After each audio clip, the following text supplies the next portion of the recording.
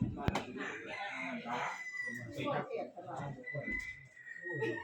นนี้คือยักษ์วันนี้นั่งรถนั่งเอาเก่ามันใส่มันเด้จักปีเลยใส่มันมาโอ้ยล่องดูแล้วตั้งแต่ผู้เกิดรุ่นมันก็ยังจะเพ่ไปคือกันซ้อมแล้วซ้อมอีกนี่ค่ะเครื่องมันนั่นนอกมาก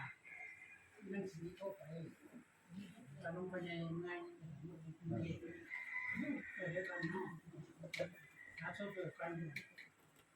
เรียกโซ่เปิดวันใดมันรุ่นโซ่เปิดใช้ก็ได้เลยมากเยี่ยมมากครับมาจับมาหนักมาหลาย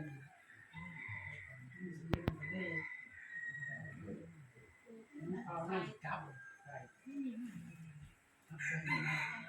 ว่าห่วงมากเนาะทั่วเพราะว่าไปเปลี่ยนขวัญคือข้อเท่าแขน